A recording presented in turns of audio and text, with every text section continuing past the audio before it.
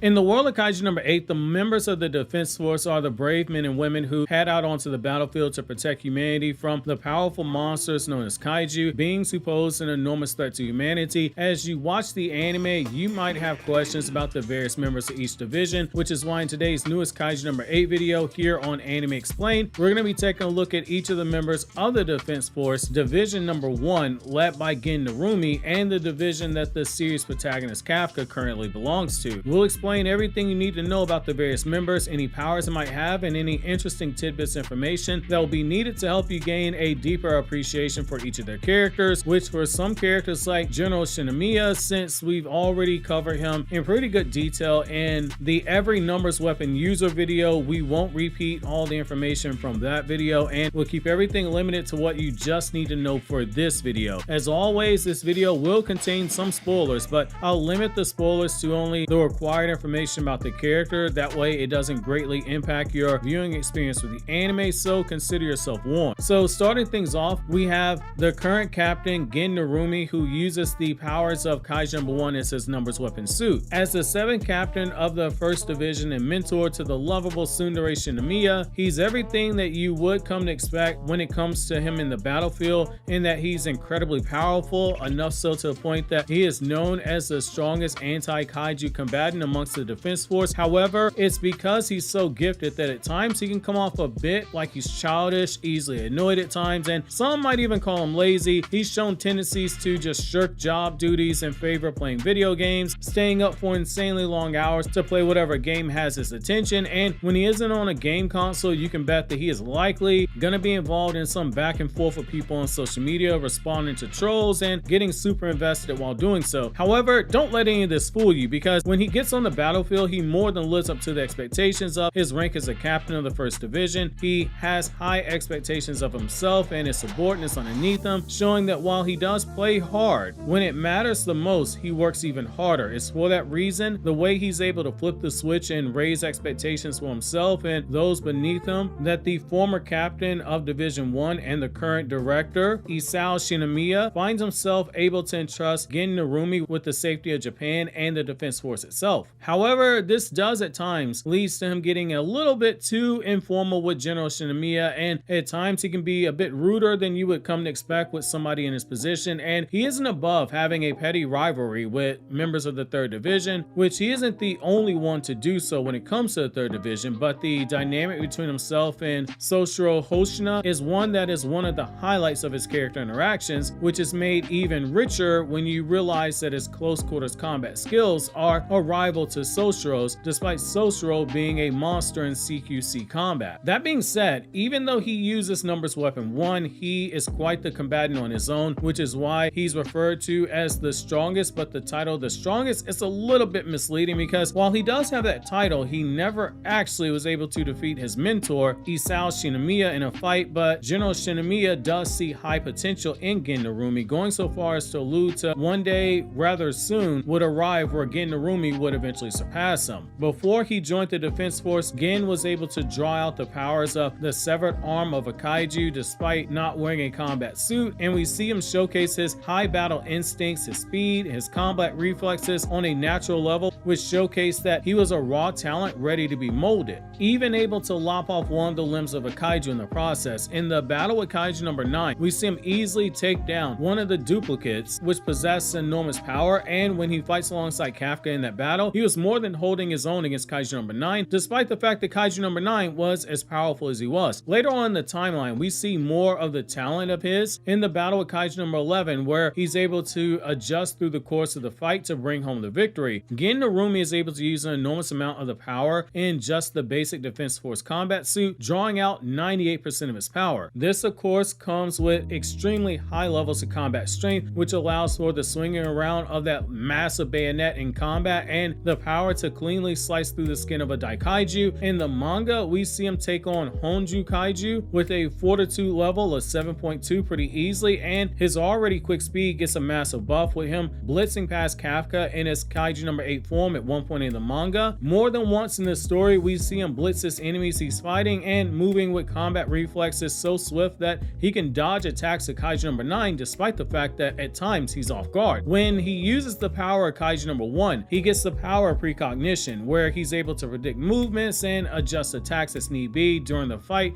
to better land attacks on his enemy, especially when he's using the #1 combat suit. The downside is that he cannot use the power of inorganic objects, and as time has gone on, he's only improved upon the power of precognition that comes from Kaiju #1, a testament to how big of a prodigy talent that he is. His durability is also another underrated aspect of his character, surviving whole attacks from Daikaiju like Kaiju #9 and Kaiju #11, and having the durability to continue fighting after sustaining those blows, which that would have crushed or killed some other combatants. Now, up next, we have the Director General Isao Shinomiya, the martial arts master and user of Numbers Weapon 2, and the highly regarded member of the Defense Force. He was the former captain of the 1st Division before Narumi took over. He's someone who is a firm believer of the expression that pressure makes diamonds, and he's extremely firm and hard on his followers and even his own daughter. The loss of his wife in that catastrophic battle with an identified kaiju caused a shift in his personality, and the one who took a brunt of it was his own daughter, who developed inferiority complex due to feeling as if she had never done truly enough to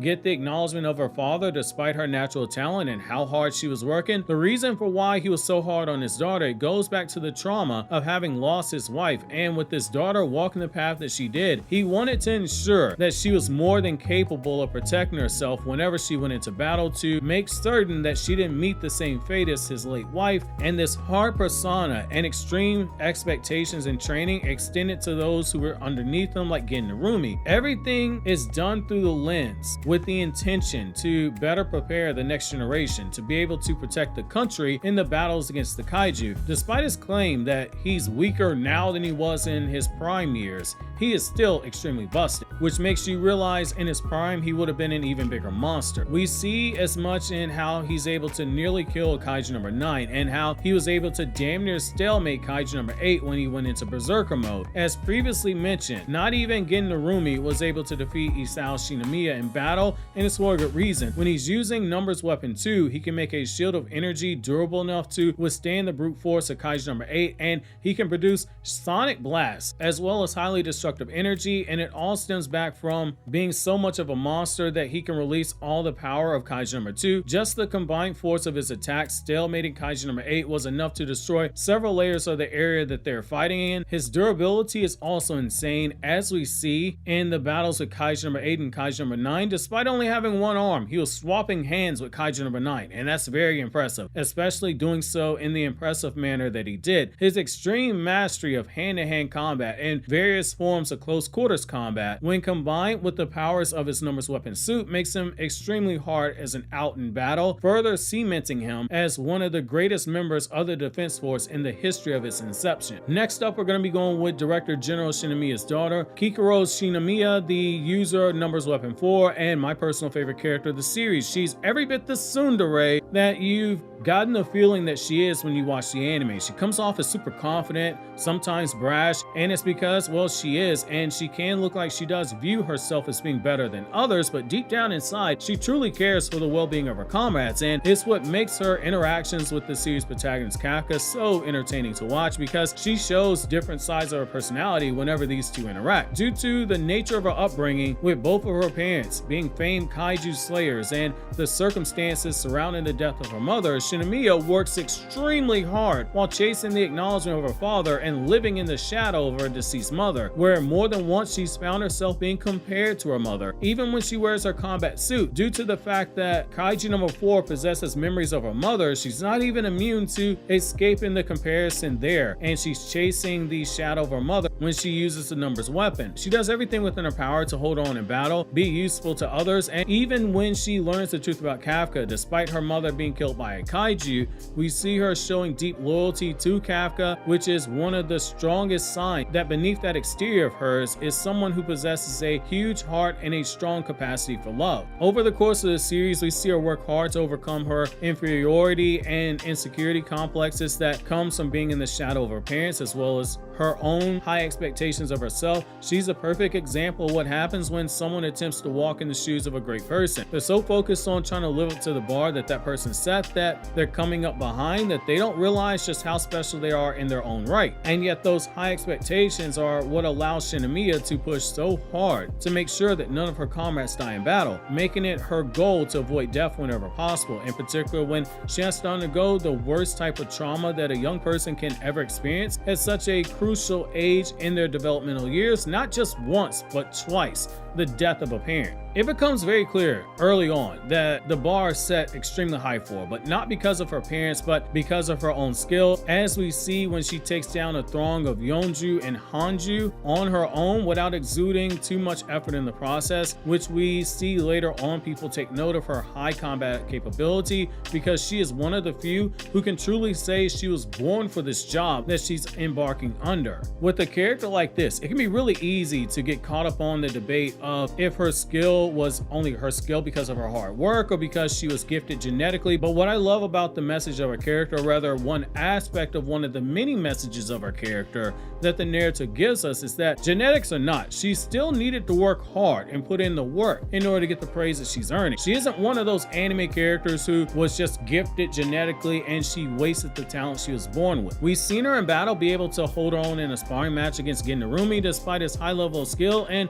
him being significantly older than her. When using her numbers weapon suit, we see her briefly able to fight against Kaiju number 15, a being with a fortitude level of 9.0 and possessing the most overpowered ability in the series in my opinion. And despite Kaiju number 15 being the worst possible matchup for her, Shinomiya is still able to eventually defeat Kaiju number 15 when she battles her. This much should have been something that you've seen coming, given that just on her first try using her combat suit, she was able to use almost half of the suit's power, and over the course of the series, we see that increase as time goes on, and as of this recording, she remains the highest non-captain defense force member in terms of the percentage of her suit she can draw out, drawing out 94% as of this recording. When using the power of Kaiju number 4, she's able to use immense speed due to the fact that Kaiju number 4 is the fastest numbers weapon in the defense force, which allows her to move at speeds so fast that well-trained soldiers have trouble tracking her, and even those who monitor her speed are shocked at the rate at which she can travel. In terms of durability, we see it on full display during her battle with Kaiju number 9. Despite being severely injured, she is able to overcome those injuries and continue fighting, and later on in the manga, she's shown eating blows from Kaiju number 15 during what I personally feel is the best fight of the manga. Her skill level is why we see her with her own personal weapon in battle, and we've seen her use both an axe as well as a sword, with her being proficient in both forms of combat. Despite her inner demons that she possessed, she quickly is improving, pushing through her insecurities, and quickly showing that those who expected so much of her to be a future pillar of the defense force had every reason in the world to expect such high things of her. She's an officer now, but don't be shocked if by the end of the series, if the defense force is still a thing, she ends up being a captain.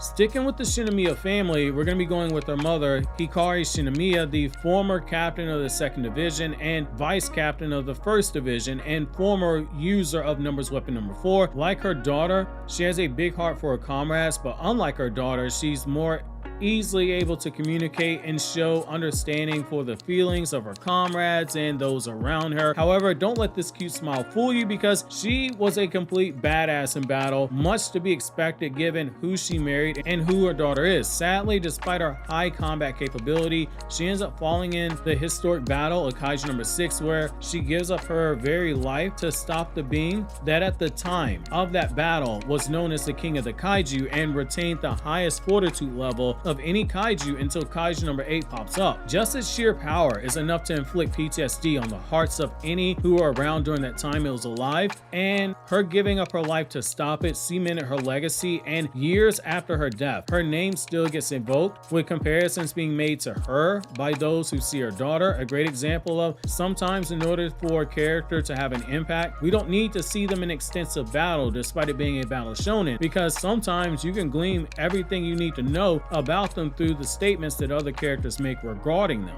When she used Numbers Weapon 4, she was able to get her combat power up to a whopping 93%, and she was regarded as one of the strongest soldiers in the history of the Defense Force, which is more than backed up by the fact that she possessed the highest kaiju kill count in the entire history of the Defense Force during her time using Numbers Weapon 4. As you can see, her daughter, she had quite the shoes to fill by using the same Numbers weapon of her mother, and that's on top of having a similar appearance and just being her daughter in general. Next up, we have the Vice Captain of Division 1, Hasegawa, the man who you'll often see correcting Gen Narumi's childish behavior and attempting to keep him on track wherever possible. He takes his job as a Vice Captain extremely seriously and has the respect of everyone in the division as well as the Vice Captains in the other divisions. While he doesn't have a Numbers weapon like the others who are on this list that we've covered so far, he just has the standard combat suit. However, he does also have machine guns that can be mounted onto his shoulders when he uses his battle armor, looking every bit like something out of the Iron Man comics. We've seen in battle he's able to make quick assessments and fight skillfully along the other members of his division when they battle kaiju. Due to the fact that he's more of a support type character, we don't have a ton of information on his character, so we'll move to the next person on this list. Up next, we have the platoon leader of the 1st Division, Rin herself. This black-haired hottie is nothing to play with in battle, and she is extremely loyal to her captain Gen Narumi, quick to follow orders when they're given to her. She's the type to keep a calm head but still find to enjoy herself, and she has a fondness for those who are equally decisive and brave, as we see with how much she admires Gen Narumi and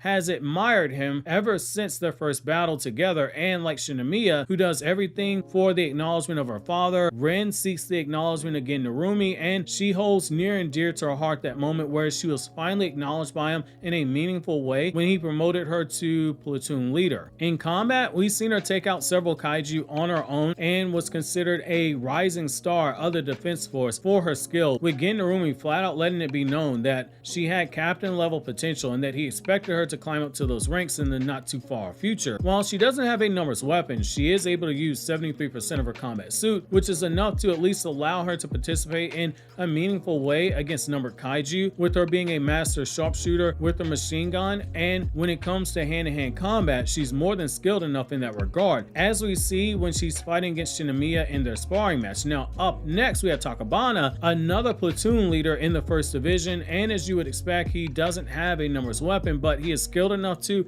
have climbed up to the rank of platoon leader, and like Rin, Gen Narumi expects him for one day to reach the status of a captain in the future. We've seen him possess enough power to battle against kaiju, including numbered kaiju like Kaiju number 13, but the fight which took place resulted in him getting his vertebrae crushed in the process, with the C2 vertebrae being fractured when it was held by the throat of Kaiju number 13, and it required him to be saved by Rin. This is one of the rare times that you'll see the super serious platoon leader caught off guard in a situation that takes place on the battlefield. You're more likely to see him being irritated by something than you are to see him get surprised in battle. Not much is shown with Tachibana as of this recording, but if there is more and it's significant information, then we'll update this section of the video later on in the future. Next up, we have a former member of the 1st Division, Keiji Itami, the man who was appointed Director General after the death of Isao Shinomiya. He's a well-seasoned man, having served in the Defense Force for a long period of time and was highly respected by the former Director General Shinomiya. He was an ideal support for Isao Shinomiya, picking up the slack in areas where they weren't best suited for Isao and making the load lighter for him, and possessing a firm, nearly unbreakable faith in his superior, to the point where he allowed him to fight against Kaiju number 9 on his own because he believed in General Shinomiya's power that much. He isn't someone who seeks out power over others. In fact, he greatly despises such a thing, but when he is asked to be the deputy director, he takes up the job when asked. It's a sign of an ideal leader as well as a great man, someone who doesn't want to abuse their authority over others. However, he's also a relic of the past. So allow me to explain. We see as much of this being the case the moment that he learns that Kafka was Kaiju number 8. His first response was to have him killed and turn into a Numbers weapon before Isao stepped in. Given that he's also highly respected, it's only logical to conclude that in his prime, he would have been something nasty in combat. And as we see when he's watching the battle of Kafka versus Isao take place, he's keenly observant and breaking down information in real time. This, of course, brings us to Kafka, the series protagonist, and Kaiju number 8 himself, the strongest kaiju in the series currently. He comes across as childish at times, something that you wouldn't expect from a guy in his early 30s, but as we see, he is a truly caring person who deeply is considerate for others, and he goes out of his way, sometimes at his own inconvenience, to assist others where needed. He wanted for the longest time to be a member of the Defense Force, but was never able to get it accepted until the start of the main events of the series, where he became Kaiju number 8. The complexity of his character comes from the irony of his situation. He was unable to become a Defense Force member. He was cleaning up after a kaiju that had been killed, yet he was now able to transform into the very monsters that he hated for so long, and it wasn't until he got the power that he was able to achieve his dream job of joining the Defense Force. It's a very beautiful message when you look at it, of how sometimes the bleakest of moments can lead to doors that we never thought open would finally come open. We just have to make sure that our heads are up and that our heads are not down, wallowing in despair and self-pity, because when you do so, you can't see the doors that are bursting open at long last because you're not looking. When we see the power of his kaiju, he's able to transform parts of his body without using a full transformation, and when he enters into his full kaiju form, he's able to easily overpower identified kaiju in battle, and even when battling a seasoned warrior like Isao Shinomiya, he was able to still survive the onslaught of attacks. But as we see, at times there are moments where the kaiju gets control of his body and it goes into berserker mode. The risk of using kaiju number 8, they are pretty huge, and they go beyond just that, because we learn later on in the series, the longer he stays in his kaiju form, the more his physical human body turns into a kaiju with no chance of going back to normal. However, as you are watching the anime, the power that you see there, it does have risk to it. However, it comes with some pretty insane benefits, like besides being able to shapeshift parts of his body, he has the ability to leap long distances in a single leap and bully numbered kaiju in a fight. As we see in chapter 18 of the manga, he was able to build up the energy in his spine, and after he opens up his mouth, he can release a violent roar of energy that can be blasted at his enemy to negate their potential attacks. We see him release energy throughout the pores of his body to amp up his speed and his strength. He's able to regenerate from attacks to regrow limbs, though it comes at the cost of stamina, and he can sense the location of other kaiju in the area, which when combined with the knowledge he possesses of the anatomy of kaiju during his time disposing of kaiju, it makes him a great threat whenever he's in battle with one of them. Finally, we have the operations leader of the 1st Division and the former personal aide to General Shinomiya in battle. He's an extremely loyal follower of Isao Shinomiya and is highly intelligent and laser focused when he needs to be. Like when we see Kaiju number 9 manage to kill General Shinomiya, he became laser focused and hell-bent on finding a way to bring down Kaiju number 9 to avenge Shinomiya's death. He doesn't have any combat ability, which that is completely fitting given his intellect is what makes him the most dangerous, because his brain is always working overtime to find the best and most efficient way to carry out the battle with the kaiju who pose a threat to humanity, while attempting to keep damage to an absolute minimum, which, as you can see, given how strong the kaiju are, in particular the numbered kaiju, the task, it is easier said than done, which this playlist on the left has videos like every numbered kaiju in it. So if you want more of a Kaiju number 8 fix, you definitely want to click on this playlist. And over here on the right, we have the Shinomiya video essay that you can click on if you're curious to learn more about our character, since we did keep it brief in this video so as to not repeat information that's in this video.